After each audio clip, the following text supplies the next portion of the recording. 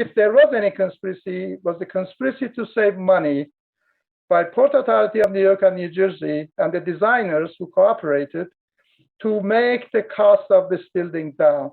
So one of the towers, nobody was able to escape above the impact point because all of the staircases were severed. And in the other one, 2 out of 3 were severed. The other one was partially severed, and only a few people were able to escape. So, you know, because of this stairwell issue alone, I mean, people had time to evacuate. They just didn't have an avenue in which to do so.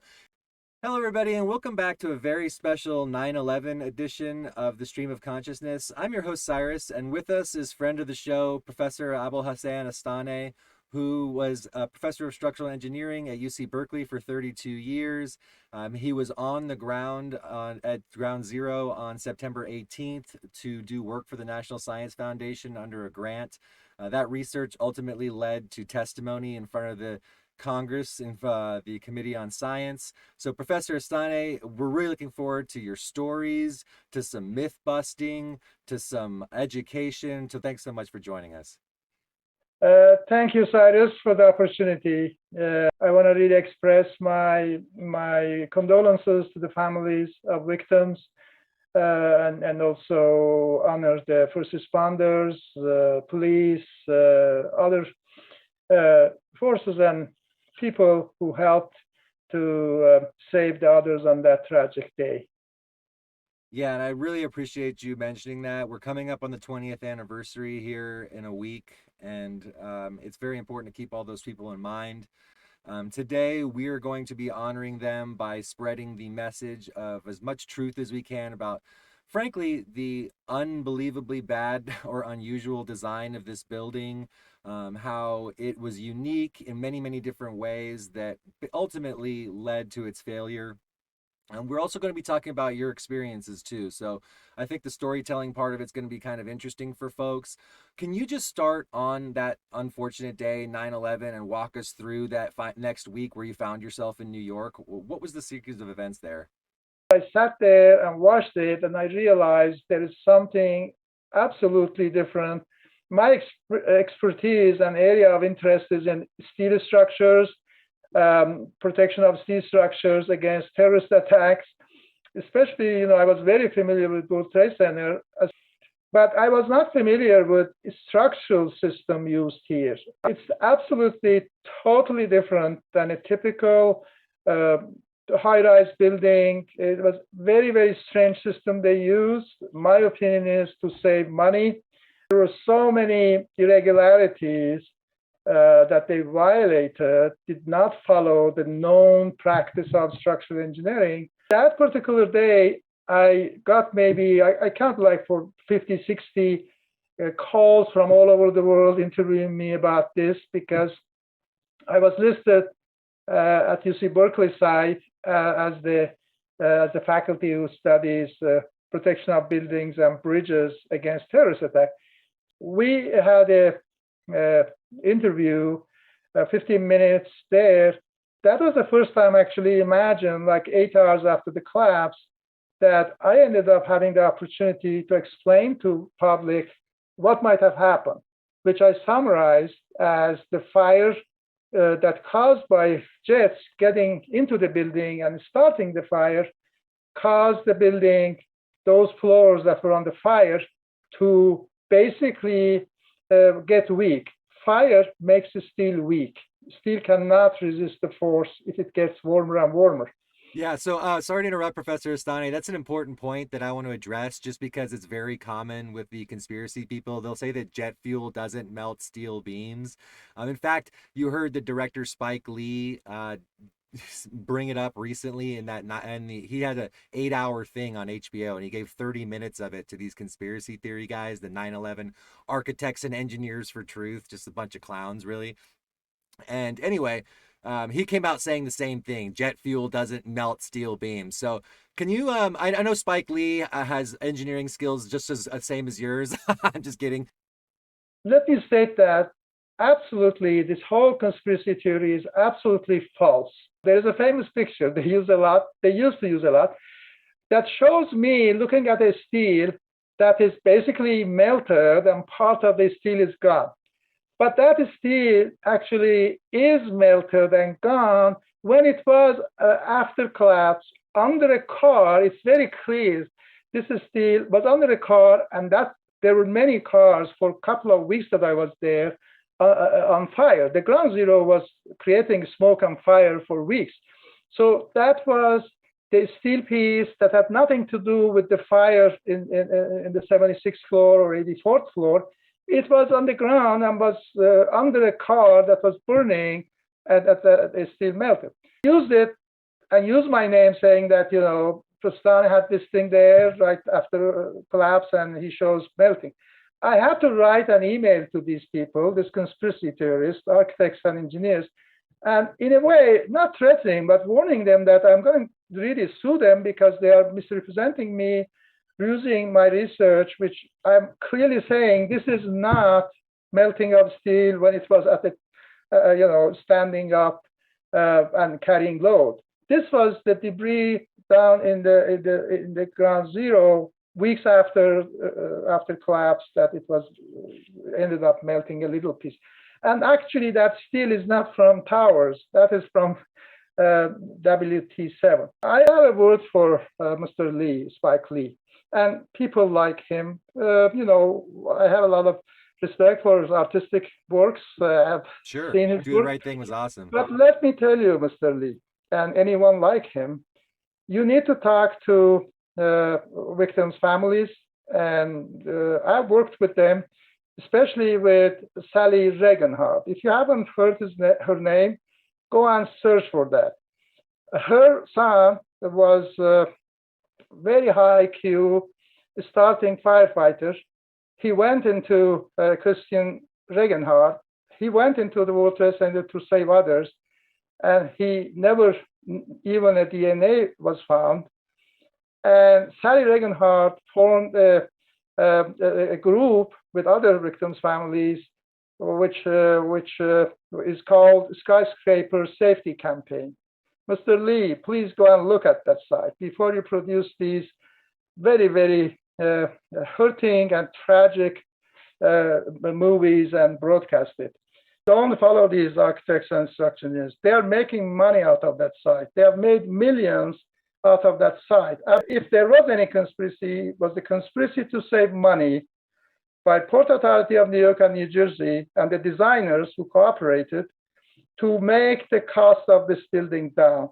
So they used a system that really was not used for any high-rise since then, even before that. And that system was so vulnerable that it had no choice. It had to collapse. Even if the fire was started accidentally, if it wasn't even started by these murderers and terrorists who came and did this to our loved ones, those buildings will fail the same way.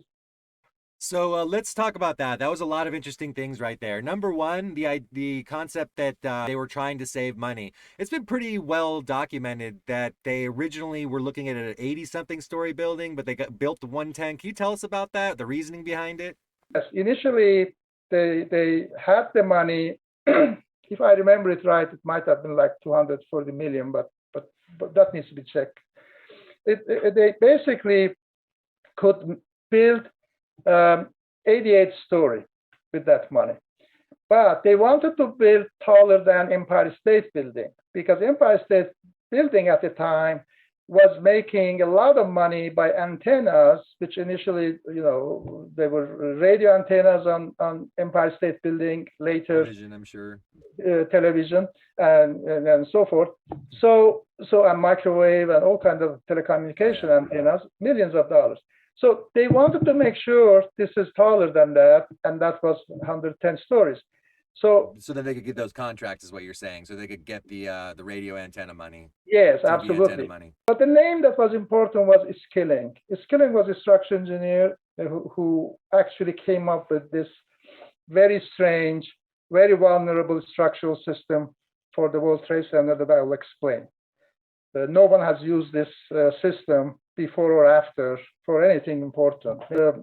The seed of this tragedy that was planted that day by Port Authority of New York and New Jersey, giving the grant to this group of Skilling, and Yamasaki was the architect, to go ahead And you are the one designed this 110-story with the money that was for 88-story. All right, so Professor Astaneh, we're going to talk about some of the unusual aspects of this building. The first one's not so much structural, but it was absolutely critical, and that is that the staircases were very few in number and very narrow. For a building of this size, can you talk about the unusual staircases? Yeah, first of all, staircases are codified. There has to be sufficient number of staircases, but more importantly, staircases should be away from the center. There should be kind of like at the corners and away on both sides. So if there is fire on one side of the building or center of the building, people can escape in the opposite direction.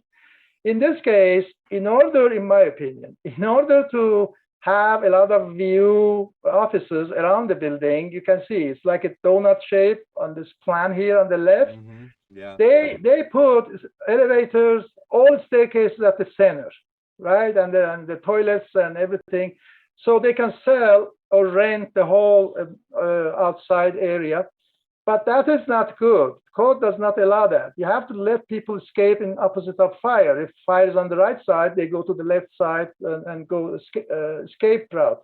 And yes, this was not, to jump in again, this is not some theoretical point. One of the towers, nobody was able to escape above the impact point because all of the staircases were severed. And in the other one, 2 out of 3 were severed. The other one was partially severed, and only a few people were able to escape. So, because of this stairwell issue alone, I mean, people had time to evacuate. They just didn't have an avenue in which to do so. And by putting the stairwells in this central core like this, where 3 got destroyed on one and 2.5, or pretty much all 3 on the other one, that's where the victims came from. They would have otherwise had an opportunity to escape. Is that not true? Absolutely. See, so about 1,500 people were trapped above these staircases because North Tower, the plane came exactly at the center of the building and cut all 3 staircases. Now, these 3 staircases cut, 1,500 people were trapped at the top. Then there was a roof, of course, staircase going roof. They could probably escape to the roof, and maybe helicopters could save them, or at least get to the roof and then get fresh air or whatever. But they had welded apparently locked or something like that no one could get to the roof. Why? Because years ago that French, guy who goes through throw a rope between 2 towers and walk. The rope walker, the high wire walker. Yeah. Oh yes. Did a movie about him. So 1,500 people were trapped in the North Tower. Now, why the 3 staircases were kind of like completely cut out so no one can pass through them? The staircases in tall buildings should have masonry walls, either concrete or concrete masonry, solid masonry walls. You cannot have gypsum boards for staircases. And also staircases should be pressurized. So when the fire, for example, and smoke is in a floor, people run to staircases, then the smoke cannot get into staircases because staircases have high pressure and the air is coming from staircase to the floor. So this issue of pressurized staircase is very important. And the issue of walls of staircases should be concrete or masonry is very important. In this case, again, in my view, to save money, of course, they use gypsum board. Can you imagine if you Guys, this is what you have, guys. This is basically what you have in your house, right? If you're not familiar with what a gypsum board is, like it's just just a regular old house. You're like the drywall. Yeah, drywall. Yeah, if you put a nail on drywall. It's very interesting, Cyrus. In 1993, there was another attack on the World Trade Center, right? They put the same group, terrorists, put a van at the basement of North Tower, trying to explode it and collapse the North Tower and South Tower and so forth. It didn't collapse, but when the explosion happened, there was a lot of fire and smoke. And this smoke got into the staircases and elevator shafts. And you know what happened? 1,000 people got smoke injuries because what happened was there was no pressurized staircase and the smoke the staircases acted like a smokestack. Yeah, like a big chimney. This is very interesting, Zydus. This is not very much publicized. There were 3 people, according to the New York Times story, at that time. There were 3 people who were trapped in the elevator, and they were kind of like in the middle of the story. The elevators were cut out, and they kind of like they had their car switched. The way I read, they kind of like look at the wall of the elevator, and one of them kicks it and says, "Oh my God, this is breaking!" So they break the wall of elevator using the car switches and their hand and shoes or something, just whatever they got on them. Your keys, you're just digging in it with your key. Yeah, and then they got out of it. Oh now, no one at the time, really, any engineers said that, my God, if you can break the wall of elevator shaft with your hand, so this is the story of staircases. They well, were actually, not to interrupt you, Professor Astaneh, but actually I think we're only halfway through the story of the staircases because we haven't talked about the width or the fact that they didn't go straight down to the bottom. Oh, yeah. So let's start first with the width of the staircases. Talk about that. Yeah, why don't you go back to... Here we go, right here. Look at this. This picture is actually from World Trade Center Tower 1, the North Tower. So when it was hit, of course, people started going down. No one thought that it's going to collapse. So you can see that people are evacuating. Some people actually got talked into going back into their offices, unfortunately. Oh yeah, that is the World Trade Center 2. Actually, that's a good point you brought up. Let me tell you that one. First of all, let me finish this. You can see this. Right? Look at the firefighter, this young hero going up, but with the load, with all the equipment. There is no room even, for people to go down. Or these were just very much, 4 foot and all the same for 110 floors. Imagine, when you have this many people coming down, as they come down, you have to widen the staircases because they're adding up, right? But weren't they also unusually wide? They're unusually thin. They're like 48 inches or 54 inches. That's like really narrow. You're very narrow. If they had gone to city and said that we have like only 3 staircases, they're all at the center at one point, which really means nothing. It's like having 1 staircase because you cannot escape in any other direction. If the fire is at the center, which is the place usually fire is, there are all kind of pipes, all kind of electricity wires going up and down. That is the place where you get fire. You have no choice. It's a death trap. It was a death trap from beginning, even for natural fire, yet alone, this kind of fire that was very intense. So that was it.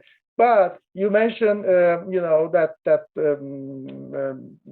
public, service that they was talking to occupants.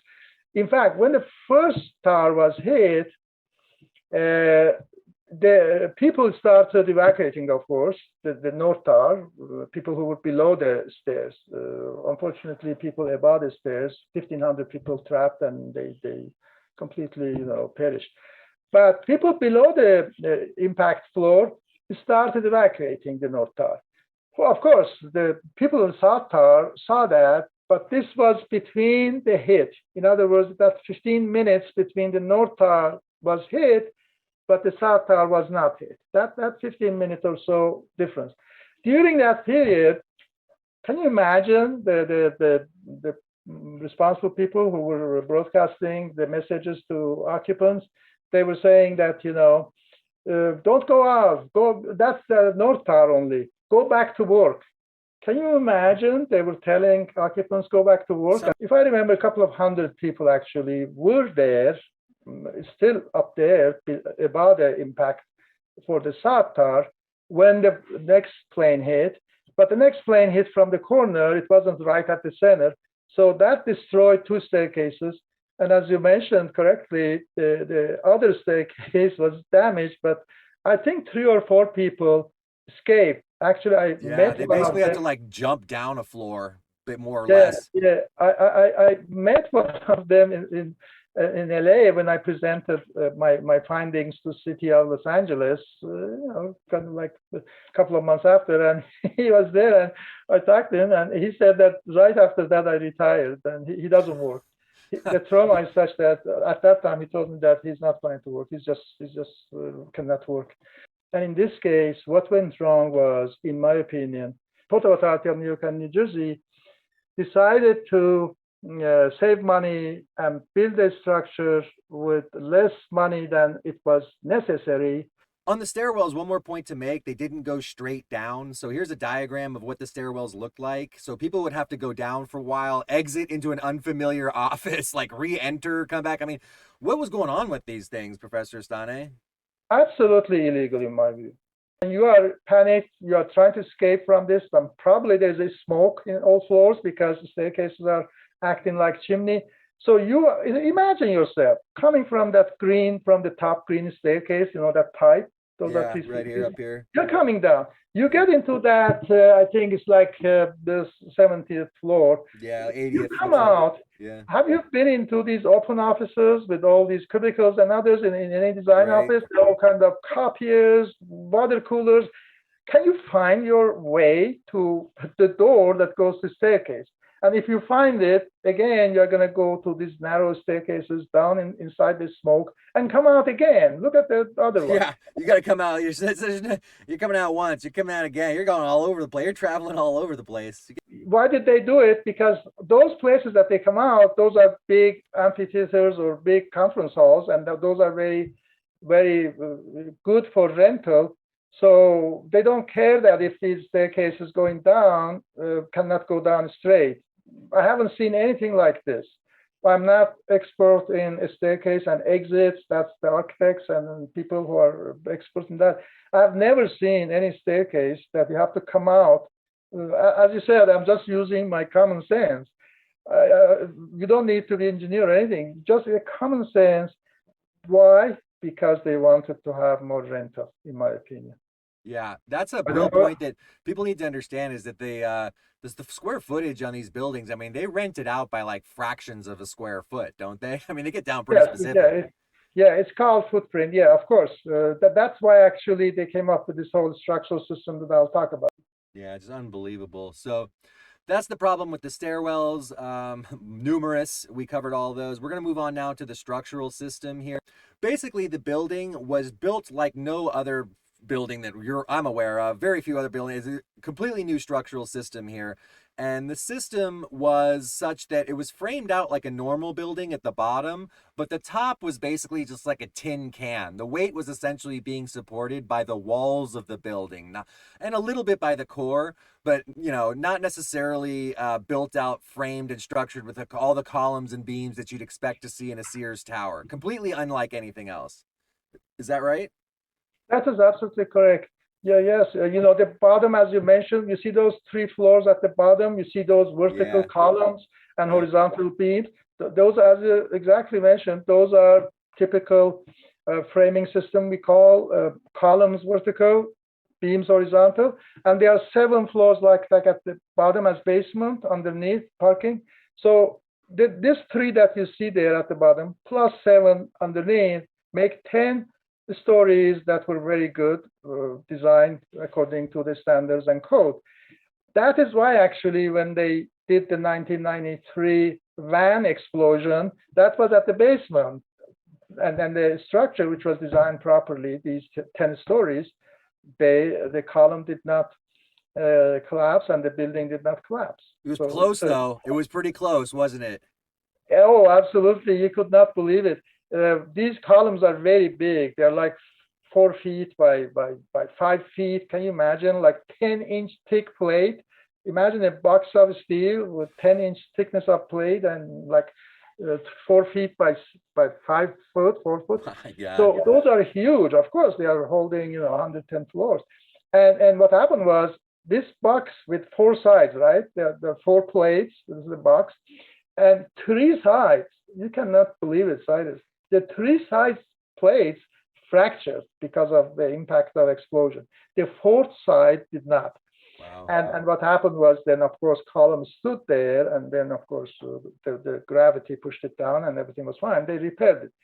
But imagine if it was a little bigger explosion, like 7,000 pounds of TNT equivalent rather than 5,000. The fourth side also would fracture, and the column would move.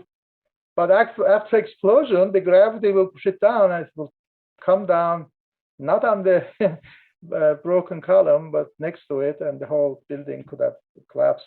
With no time to evacuate, no less. So much luck, luck that it stood. But it shows that at least the traditional systems we use with columns and beams in almost every building other than these, and maybe two, three more shorter, that they use the system also. Yeah. So let's look at these shear walls, right? I mean these I don't know what to call them, actually. Bearing walls. These big bearing walls here. So in the collapse, you can actually see them here at the top. They're just like big piles of them laying around. Like you're never going to see this in any other type of building collapse where there's just like 10 stories of the front face of the building, 5 stories of the front face of the building just laying on the ground. What the hell is going on here? Absolutely, Cyrus, it's amazing. When I was watching it on the day of collapse, and I saw these pictures at first, of course, I hadn't studied anything yet. I realized that this is absolutely strange. There is nothing like this that I've ever seen. Look at the building behind it. You see the standing building behind it? Yeah, that is typical building. You see the vertical members, you see horizontal members. We call it frame. This is not frame. As you said, this is bearing wall. These are just pieces of bearing wall that they brought in like Lego, they put on top of each other. And when it collapsed, you can see these are like, pieces of Lego. Let's picture. There's a great picture of the World Trade Center in the sun. Let's take a look at that real quick. Yes. I think people can really see what the building. Look at this. So in this picture, you can see the core of the building here. Here's where the elevator shafts were that we were discussing. Staircases. Yes. And then you can see that there's essentially almost no internal structure except for that, right? No columns, no beams. The weight of the building is being held up essentially by the walls that are attached to this core by a series of thin metal trusses. Truss is just like a horizontal member. That's your floor, right?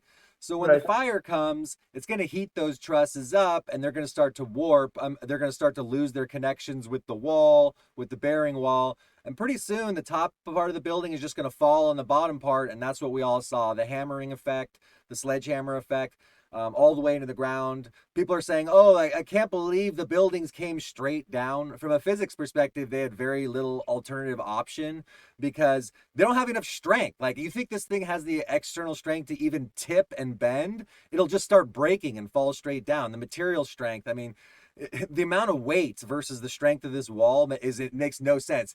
It can't tilt. If it tried to, it would just break and fall straight down. And am I right about that from a physics perspective?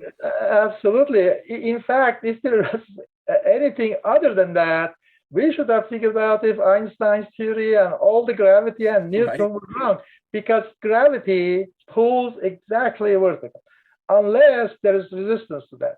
In this case, because the whole 4 sides, the 4 walls, as you said correctly, the whole 4 walls were hot, reached 1,000 degrees and lost their strength. Now you have this whole box of 24 stories, like for North Tower, about the fire area. This whole weight of this box is sitting on nothing, and the gravity pulls it down.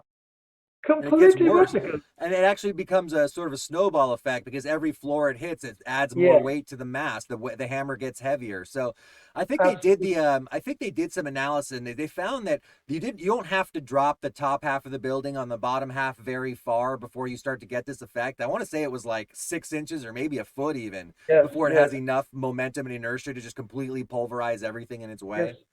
Yes. I did also that study, and it's definitely 1 floor was enough. In other words, even if 1 floor, although 3 floors were under fire, even if 1 floor, the walls these steel walls got hot and couldn't take the load, collapse, that was enough. Then after that, as you said, as it goes down, the inertia and the acceleration, causes the velocity to be more and the momentum to be more. And the tilting aspect, sorry to interrupt you, but the tilting aspect, the reason that's impossible is because there's just no enough material strength to stop that force and redirect it away from where gravity's trying to pull it. So this idea that the building can like tip sideways, it's the walls aren't strong enough. They can handle loads in the vertical, but once those start to become dynamic, horizontal, so that wall is just going to break. It doesn't have the ability to bend, does it? Like that. Exactly. What happened actually is interesting because the north tower was hit at the center, and the whole all four walls on the side, those steel walls, were almost the same and getting hot at the same time. So when it collapsed, all four walls collapsed, and as we talked about it, the whole top part went down vertical. But the south tower was interesting because the south tower, the plane hit from kind of like a corner. It wasn't right exactly at the center, symmetric. So part of the walls ended up having less heat than the others.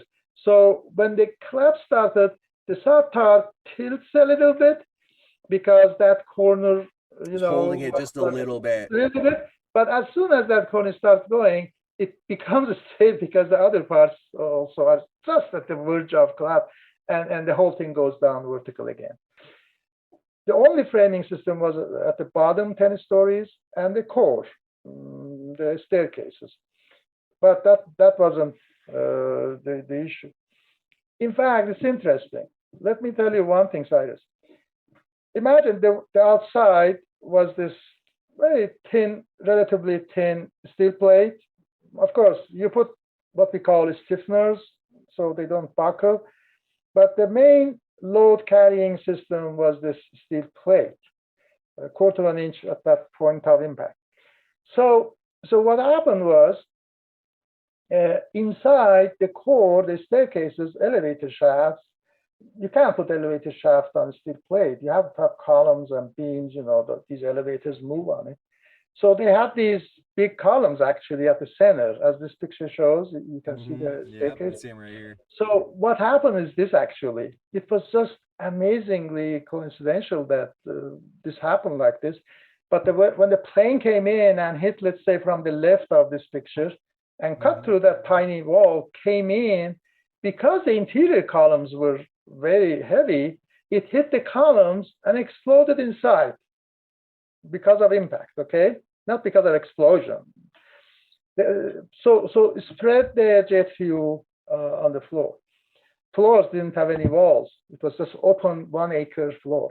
So the fire started everywhere with paper and equipment, desks, and whatever. They didn't check that. But another tragic part of it. So one other subject we'd really like to cover is the fireproofing. We mentioned that the walls were made of gypsum, but there was also what did they use, spray-on fireproofing and only a little bit of it? I can't remember. Can you tell me more about fireproofing? What happened was that when World Trade Center was being constructed, fireproofing was asbestos-based. If your audience don't know, usually we spray this material is on a steel to prevent heat from getting to steel fast. And you put enough material to delay the fire heat getting to steel for either 1 hour, 2 hours, 3 hours, depending on what the code says. For most buildings, steel columns and steel floor beams are fireproof for 2 hours of standing against the fire. The hope is that in 2 hours, either the content, papers, furniture, whatever is burning, it will burn out. There is no fire anymore. Or the firefighters, the ladders will reach and the water will extinguish the fire, right? Plus, you have time to evacuate. It gives you 2 hours to evacuate. Yeah, of course. Evacuation is the first thing, but as far as saving safety, the structure, you're saying, and it has happened. I mean, we had fires in tall buildings in Los Angeles. There was a major tall building. It had fire, 2 floors of burning for almost 10, 12 hours. But after it was extinguished, you couldn't reach it. It was higher up, like this one. But after it was finished, the content was finished, the columns actually were tested. Nothing has happened to them. They repaired it, they painted it, and the building is still in LA and is used. They even didn't change anything. The structure survived the fire. And that's what happens. Steel is vulnerable to fire, but the codes that we have predict that. We design systems, we design fireproofing for these systems, we tested them, everything works. But these guys came up with a system that no one knows how it performs, very tiny steel structure. Actually, you mentioned it, Cyrus, that they used high strength steel. That's a very important point, because what happened was this. We usually use medium strength steel in structures, because high strength steel is very brittle and buckles very fast and fractures very fast. So it's not resilient material. We don't want structures be vulnerable. Despite the name, it's not like it's higher strength in the sense that it can handle more load per volume, but it's at the same time it's brittle. It's very brittle. Oh, right? Absolutely. You make my life easier, because it's high strength, and because it's high strength, engineers try to use it because then you use less of it. Right. What does that mean? If you use less steel, you pay less. Save that money. This is exactly in line with what the clients usually want, save us money. But the codes would not allow you. If this building would have gone to permit to city, first of all, the system will be rejected from beginning. Get out of here. We can't have 100 stories like this. We don't know what this is. But they would not let this high strength steel be used, and they used high strength steel and saved like 30% in the weight of the steel that they have to buy. And the steel is sold by weight, but high strength steel is like 10% more cost to pay to buy. But if you save like 40%, already you have 30% saving by using high strength. But you have a more brittle material. And I'll mention for our viewers out there, Professor Astaneh will be joining us in the future for an episode on another disaster of high-strength steel, the east span replacement of the Bay Bridge. This was a project that was like ridiculously over budget, multi-billions, and they ended up building a structure that has both cancer of steel and cancer of concrete, two fatal conditions that can't be cured. This thing's not even 10 years old, and it's got two types of cancer already. So that's not good news. Professor Astaneh, really looking forward to that episode. To add to those things, in fact, before this bridge even opened, 32 4-inch diameter, 3-inch diameter rods fractured. Can you imagine in the world? Yeah, I mean, we can and will do an entire episode about how that is. They ended up building one of basically a monument to engineering stupidity, as T.Y. Lin himself referred to it. But guys, T.Y. Lin is the engineering firm that built this thing, and the guy it's named after, he's no longer affiliated with them. He's just big time famous engineer. He called this bridge a monument to engineering stupidity, which is kind of funny. That his namesake firm is the one that designed it. But anyway, let's get back to the World Trade Center. Professor Astaneh, you got the floor. Well, as far as, let me add something more about fireproofing. The wall, as I mentioned, the exterior walls were steel plates, stiffened to make sure they don't buckle, but they were steel plates. Can you imagine that those steel plates did not have fireproofing inside the building? They had only fireproofing in some places outside. I'm repeating it. Fireproofing was not applied inside the place where the fire might happen, right? Yeah. Fire is not going to happen in the air. Right, 80 stories up in the air. Why would you even have it? Right, unless there is a helicopter standing next to your building and trying to create fire next to your building. Like a big blowtorch at the side of a helicopter. Yeah, ridiculous. Why they did that? Because if you add fireproofing, let's say 1-inch fireproofing to protect the steel plate. First of all, we don't know how much fireproofing you should put for a steel plate. It might have been like 3-4 inches, because a steel plate is very thin. Yeah. Especially you used high strength, you made it thin. That's why it was like 1/4 of an inch. So we don't know how much fireproofing you can put a 1/4 inch plate to make sure it doesn't get hot. It has to be very thick. But they even considered that we can't put this thick fireproofing inside because that will take away from the rentable space. See, when you are renting a space in high rises, especially in downtown, like places like Manhattan, it's a square inch, even square foot. So if you put all this fireproofing, even if it's 1 inch thick, you take it like, the perimeter of building, which is like 800 foot long and 110 stories, you're talking about big square foot loss. So what they did was they just had the steel plate, and in front of it put these gypsum boards and basically as a fireproofing.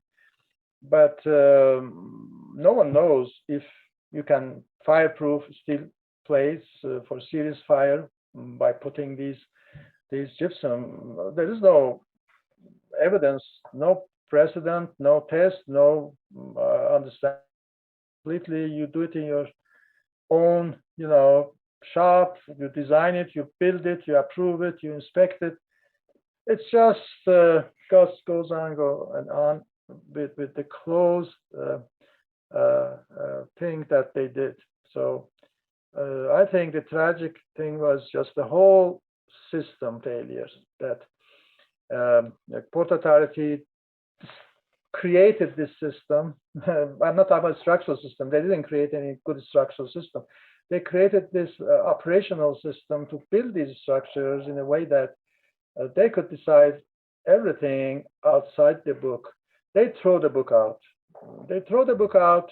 They didn't care about what the 200, 300 years of experience with building, especially the last, 200 years of tall building, especially in US. This is the place where tall buildings were invented in a way. We invented the tall buildings. Empire State Building is the jewel of world tall building, now 80 years old. So they throw everything out, forget about structural framing, forget about fireproofing, forget about, as long as you build it, it can stand the gravity. That's what they did. It stood gravity. And as long as it stands the wind, then we are fine. Wind that New York will see. But beyond that, what happens if there is serious fire at the center? Can people exit? Can people escape? Can the structure stand that fire? No, that wasn't a consideration. And engineers, unfortunately, helped Port Authority to achieve it.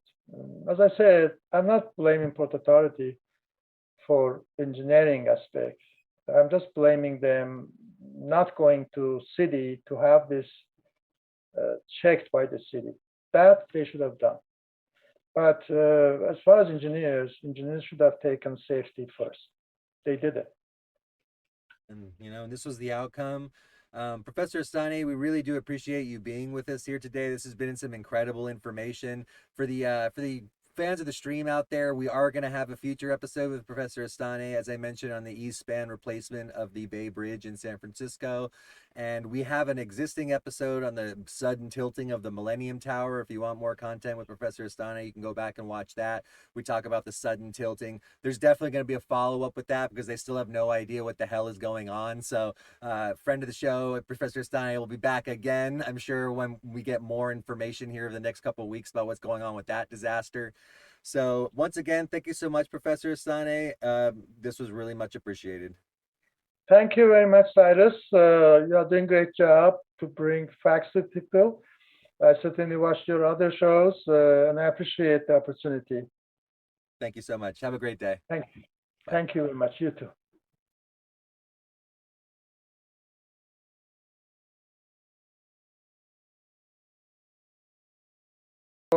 These two towers were the only buildings, perhaps in the world, but definitely in the US, that did not need to get permit from the city. Why? Because the Port Authority was specially formed, approved by Congress, and they had to have the freedom not to follow the laws of New York or New Jersey. They were independent of both states, so they could build those bridges. That was the idea. but this is the reason why they could use this strange system that finally collapsed because of the failure of engineers to think of what will happen to this new system if it gets into fire.